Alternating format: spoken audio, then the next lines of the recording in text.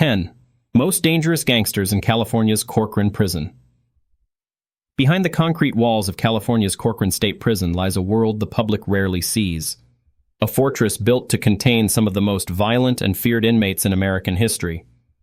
From deadly gang leaders to ruthless enforcers who controlled the yards through blood and intimidation, Corcoran became infamous not just for who it held, but for what happened inside. This is the true story of the 10 most dangerous gangsters in Corcoran Prison. Every name verified, every act documented. Before we dive into today's powerful story, don't forget to hit that like button and subscribe for more gripping tales. Your support helps us keep sharing these stories, and we wouldn't want you to miss any of the action. Now, let's get started. The prison built for violence. When Corcoran State Prison opened in 1988, it was meant to be a solution to California's growing overcrowding crisis. What officials didn't expect was that this maximum security facility would soon become one of the most violent prisons in the United States. Located in California's Central Valley, Corcoran was designed to house over 3,000 of the state's most dangerous inmates, including gang shot callers from the Mexican Mafia, Aryan Brotherhood, and Black Guerrilla family. But by the early 1990s, it had become a battleground. Reports later revealed that correctional officers routinely staged gladiator fights, placing rival gang members in the same exercise yard and watching the chaos unfold from guard towers. In many cases, the fights ended in gunfire, leaving inmates dead or paralyzed. A 1994 Los Angeles Times investigation described how the so-called Corcoran Wars were not random outbreaks of violence, but part of an institutional pattern. Between 1989 and 1994, at least 7 inmates were fatally shot by guards, and more than 50 others were wounded. Corcoran's reputation spread fast. It became known as the most dangerous prison in America, not because of its architecture, but because of the people it contained. Number 1. Juan Huero Buff Corona, the Sureno enforcer. Among the most feared inmates to ever walk Corcoran's yards was Juan Huero Buff Corona, a high-ranking Sureno affiliate who became known for orchestrating assaults even while under solitary confinement. Corona was transferred to Corcoran in the early 2000s after multiple stabbings at other state facilities. Prison intelligence units described him as a validated Sureno coordinator, meaning he held authority to issue orders across multiple yards. Even while restricted under Security Housing Unit, SHU conditions, investigators later discovered he was communicating through coded letters and drawings. Corona's power came from loyalty. He recruited younger inmates by offering protection and commissary privileges, then used them as messengers to deliver hits. Correctional officers eventually intercepted kite messages that revealed he had ordered at least 3 separate assaults on rival Northern Structure members inside the facility. Despite his influence, Corona's true background remains partially sealed in correctional files. Former staff have described him as strategic, not reckless, someone who used manipulation rather than open brutality to maintain control. Number 2. Todd Monster Ashker, the Aryan Brotherhood commander. Todd Ashker is one of the most notorious white supremacist leaders to be held at Corcoran. Known by the nickname Monster, Ashker was convicted of armed robbery and attempted murder in the 1980s, but his real power came from his role within the Aryan Brotherhood, AB. In 1990, Ashker stabbed another inmate more than 50 times with a makeshift knife, an attack that solidified his status inside the gang hierarchy. By the time he reached Corcoran's Security Housing Unit, he was regarded as a top AB shot caller, responsible for green-lighting attacks against enemies and suspected informants. What made Ashker infamous was not just his violence, but his intelligence. He became one of the main negotiators and spokespersons during California's 2011 to 2013 prison hunger strikes, actions that protested long-term solitary confinement. His public statements, released through attorneys, revealed a rare insight into how AB leaders communicated with the outside world while remaining under lockdown. Even after decades in isolation, Ashker's name carried weight on the yard. Other inmates referred to his influence as invisible command, leadership maintained through respect and fear. Number 3. Rene Boxer Enriquez, the Mexican Mafia turncoat. Rene Boxer Enriquez entered Corcoran as a high-ranking member of La M, the Mexican Mafia, but would later become one of the most famous defectors in California prison history. Enriquez grew up in South Los Angeles and quickly rose through the ranks of La M by ordering killings and managing drug operations inside multiple state prisons. During his time in Corcoran, he was involved in several confirmed assaults on rival inmates and was suspected of coordinating narcotics distribution networks that reached into the streets of Los Angeles. In 2002, Enriquez made a stunning move. He began cooperating with law enforcement, providing detailed intelligence on Mexican Mafia operations, initiation rituals, and financial systems. His debriefings led to dozens of arrests and a better understanding of how La M functioned behind bars. Corcoran officials placed him under extreme protective custody after multiple assassination attempts were reported. His cooperation marked a turning point in California's war against organized prison gangs. Number 4. Curtis Boo Boo Price, the Black Guerrilla Strategist. Curtis Price, known as Boo Boo, was a reputed shot caller for the Black Guerrilla family, BGF, a politically rooted prison organization founded in the 1960s by George Jackson. Price was transferred to Corcoran after years in San Quentin and Pelican Bay, following his alleged role in coordinating gang communications across state facilities. CDCR intelligence described Price as a logistical mind. He was reportedly responsible for organizing coded communication networks that connected BGF members across multiple prisons. Inside Corcoran, he was implicated in several violent incidents, including a 1998 riot that left 2 inmates dead and several injured. Price's influence was rooted in ideology, and he reportedly viewed imprisonment not as defeat, but as a continuation of a larger struggle against state oppression, a belief that shaped how the BGF recruited new members. Even as many of his contemporaries were transferred or killed, Price's name continued to circulate in internal gang monitoring reports for over a decade. Number 5. Vincent Chente Romero, the Nuestra Familia Strategist. Vincent Chente Romero was one of the most influential Nuestra Familia, NF figures, ever transferred to Corcoran Prison. A disciplined organizer and strategist, Romero operated as a regional commander within California's northern Hispanic prison network. His name surfaced repeatedly in law enforcement wiretaps, linking him to the gang's command structure that directed both prison and street operations. Nuestra Familia, a rival to the Mexican Mafia, built its power through structure, military-like ranks, coded communication, and detailed internal constitutions. Inside Corcoran, Romero served as a key liaison between incarcerated generals and the regiment commanders operating in Central California's cities, including Salinas and Fresno.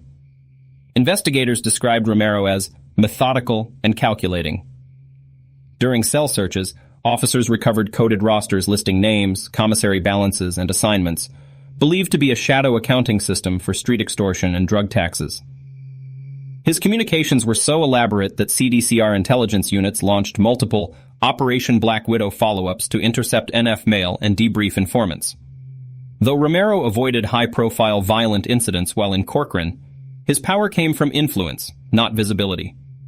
Correctional reports noted that he could redirect assaults and settlements with a single message, making him one of the prison's most quietly dangerous men. Number 6. Michael Irish Barrett, the Aryan Brotherhood's enforcer. Michael Barrett, known by the prison nickname Irish, was an Aryan Brotherhood member whose reputation in Corcoran stemmed from sheer ruthlessness. Standing over 6 feet tall, covered in swastika tattoos, Barrett represented the physical enforcement arm of the Brotherhood during the late 1990s and early 2000s. Barrett's criminal history included armed robbery, assault with a deadly weapon, and multiple in-prison attacks. Once transferred to Corcoran, he became a torpedo, a term used within AB circles for inmates assigned to carry out hits. His name appeared in multiple incident reports tied to stabbings in the Bee Yard, often targeting rival gangs or inmates suspected of cooperation with authorities. In 1999, Barrett was one of the inmates placed under investigation following a large-scale riot between white and Hispanic factions. Though never convicted for those specific incidents, CDCR's internal memoranda listed him as a priority threat due to ideological commitment and leadership proximity. Over the years, Barrett's name became synonymous with the Aryan Brotherhood's old-school methods, loyalty enforced through violence, silence, and hierarchy. Officers noted that even during lockdowns, Irish commanded respect from both allies and enemies. Number 7. Anthony T-Bone Jackson, the Crip commander. Anthony T-Bone Jackson was one of the most feared Crip leaders to serve time inside Corcoran. Born and raised in south-central Los Angeles, Jackson entered the prison system after multiple convictions related to armed robbery and attempted murder. His affiliations tied him to the Rollin' 60s Crips, one of LA's most dominant street gangs. By the time Jackson reached Corcoran, he was already regarded as a prison elder. Younger inmates often sought his protection in exchange for loyalty, effectively expanding his power base inside the facility. Prison incident logs from 2004 to 2007 show Jackson's name surfacing in at least 5 major investigations into organized contraband smuggling and orchestrated assaults. Intelligence officers alleged that Jackson coordinated with Bloods and independent black inmates during brief truces, forming what they called yard coalitions to counterbalance Hispanic dominance. These alliances rarely lasted long, but they demonstrated Jackson's political awareness inside a chaotic environment. When interviewed during a 2006 institutional audit, a former correctional officer described him as articulate, charismatic, and terrifying. He could diffuse fights with words or start wars with a look. Number 8. Arturo Shy Boy Castellanos, Mexican Mafia shot caller. Arturo Shy Boy Castellanos is one of the most documented members of the Mexican Mafia ever held at Corcoran. Convicted for murder and gang conspiracy, Castellanos' name appears in federal indictments as one of La MA's most influential leaders throughout the 1990s and 2000s. Inside Corcoran, Castellanos was more than just an inmate. He was an institution. According to federal prosecutors, he coordinated extortion schemes targeting street-level drug dealers in Los Angeles, with orders passed through coded messages hidden in legal mail and family correspondence. Investigators eventually traced his communications to a network known as the Mesa, a governing council of Mexican Mafia members who maintained control over both prison yards and outside neighborhoods.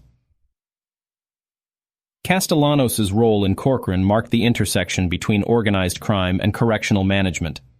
Even under isolation, he allegedly continued directing operations that impacted multiple California counties. In 2013, federal prosecutors revealed that several of his communications are used to orchestrate taxation policies, requiring street gangs to pay a portion of drug proceeds to La MA. He was eventually transferred to Pelican Bay's SHU, but his time in Corcoran remains a central chapter in the Mexican Mafia's modern history. Number 9. Marcus Twin Hightower, the Silent Killer. The final name on this list is one of the least documented, and that makes him one of the most intriguing. Marcus Twin Hightower, an African-American inmate linked to both Blood and independent prison sets, became infamous for his unpredictability. Unlike other gang leaders, Hightower wasn't known for running an organization. He was known for eliminating them. Prison investigators believe Hightower acted as a freelance enforcer, carrying out assaults for various factions in exchange for protection, commissary, or influence. He was reportedly involved in multiple weapon recoveries, several serious inmate injuries, and at least one unsolved homicide within the prison yard system between 2008 and 2010. What made Hightower stand out was his silence. He never spoke to investigators, never wrote kites, and avoided association tattoos. As one retired sergeant later stated, Twin didn't need a reputation. The other inmates gave him one. By 2012, after multiple investigations and lockdowns, he disappeared from general population records, likely transferred to administrative segregation or another high-security facility under a pseudonym. Official confirmation remains sealed. The legacy of Corcoran's chaos. Corcoran State Prison remains a symbol of the violent complexities within America's correctional system. A place where rival ideologies, races, and loyalties collided daily. Each name on this list represents more than personal brutality. Together, they reveal how power evolves behind bars, not through freedom, but through control. The institution's history of gladiator fights, gang wars, and federal scrutiny reshaped California's prison policy. Reforms in the late 2000s sought to limit gang communication, but even now, officials admit that organized influence continues through coded letters, smuggled phones, and digital communication. In the end, Corcoran isn't just a prison, it's a reflection of the power structures America built and the ones it cannot contain. The chain of command. How power moved inside Corcoran. Corcoran's gang hierarchy functioned more like a shadow government than a chaotic collection of criminals. Every faction, from the Mexican Mafia to the Aryan Brotherhood, had its own system of leadership, often structured like a military chain of command. At the top were the generals, or shot callers. These were inmates like Todd Ashker, Arturo Castellanos, and Vincent Romero. Men who issued orders that rippled through the facility without ever speaking aloud. Below them were toros, or toros men, trusted intermediaries who managed day-to-day communication, handled contraband trades, and maintained discipline among lower-ranking soldiers. Below that were soldiers, often younger inmates looking for protection or status. Many entered gang life through necessity. In Corcoran, refusing an affiliation meant isolation and vulnerability. As one former inmate told the Sacramento Bee, "You pick a side, or you don't survive." Gang messages, known as kites, were written in microscopic code on paper scraps or hidden inside legal documents. Others were smuggled through food trays or transferred via corrupt staff. Even with constant monitoring, information flowed. The control was total. Each yard was its own political map. The Gladiator fights, when guards became referees. Between 1989 and 1994, Corcoran State Prison became infamous for what internal reports called controlled violence, later dubbed by the media as Gladiator fights. According to federal court filings and investigative reports by the Los Angeles Times, officers sometimes deliberately released rival gang members into the same yard, knowing violence would erupt. Tower guards were ready with rifles, and as soon as the fighting began, they opened fire, allegedly under the justification of stopping imminent danger. The numbers were chilling. In a 5-year period, guards shot and wounded more than 50 inmates, killing at least 7. Later, whistleblowers came forward, including former officer Richard Caruso, who testified that some staff treated the violence like entertainment, even placing bets. By 1998, federal prosecutors charged 8 guards with violating inmates' civil rights. The trial ended with acquittals, but the damage was irreversible. Corcoran's name became synonymous with brutality, both from gangs and from within the system itself. The scandal led to congressional hearings and deep reforms in California's use of force policy. Yet for many inmates, the message remained. Inside Corcoran, survival came first. The drug pipeline, from yard to street. Contrary to what many assume, the most profitable prison operations at Corcoran weren't about violence. They were about business. From the late 1990s onward, investigators uncovered an extensive network of drug trafficking tied to both the Mexican Mafia and Nuestra Familia. These cartels used the prison as a command hub. Orders sent through coded letters or visiting family members directed street-level sales in Los Angeles, Fresno, and Bakersfield. Methamphetamine was the dominant product. Prisoners arranged shipments through girlfriends or relatives outside, who coordinated with suppliers. The profits were laundered through money orders and prepaid cards. One 2005 Fresno Bee report described a bust in which investigators intercepted more than 120 letters tied to Corcoran inmates, each detailing distribution routes and percentages owed to La Mesa, the Mexican Mafia's counsel. Even after isolation units were implemented, contraband flowed through corrupt staff and smuggled cell phones. In 2008 alone, more than 1,000 mobile devices were confiscated from inmates across California's prisons, with Corcoran leading the count. The lesson was clear. Even behind reinforced steel and 24-hour surveillance, business continued as usual. Federal crackdowns and internal betrayals. By the 2010s, the U.S. Department of Justice and California Department of Corrections had begun major crackdowns on prison gangs using federal RICO statutes originally designed for mafia prosecutions. The shift was strategic. Rather than focusing on individual acts of violence, investigators targeted organizations. Using debriefed inmates like Rene Boxer Enriquez and intercepted phone records from Corcoran, prosecutors built sweeping cases against entire networks. In 2013, federal agents indicted 31 Mexican Mafia members, including Arturo Castellanos, for operating what they described as a shadow government inside California prisons. The evidence showed gang leaders ordering assaults, setting drug prices, and taxing street gangs from within their cells. At the same time, the Nuestra Familia faced its own unraveling. Former members turned informants, exposing coded letters and financial ledgers that connected prison orders to street-level crime in San Jose and Salinas. For decades, these groups had used loyalty as armor. Now fear and betrayal tore them apart. Corcoran's isolation units became both sanctuary and trap, places where leaders ruled, but also fell.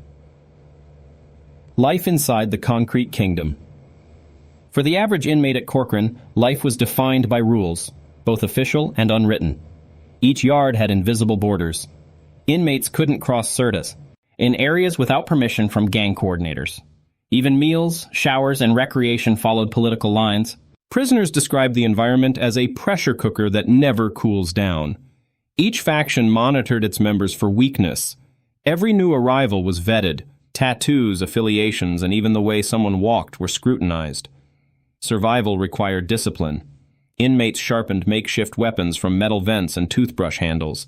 They hid contraband in light fixtures and behind mirrors. Trust was scarce. Loyalty was currency. Despite this, moments of humanity existed. Some inmates found solace in art programs or education. Others reconnected with families or sought religious redemption. Yet, the weight of gang politics never fully lifted. As one correctional officer told NPR, Corcoran isn't just a prison, it's a machine that runs on fear, and it never stops running. What you've just seen are the verified stories of some of the most dangerous men ever held inside Corcoran State Prison, drawn from court filings, official reports, and historical records. If you found this documentary informative, don't forget to subscribe for more fact-based stories from inside America's most notorious prisons. Turn on notifications so you never miss a new episode. Every week we uncover the truth behind the walls. This is the Unspoken Stories, where every story is real, every fact verified.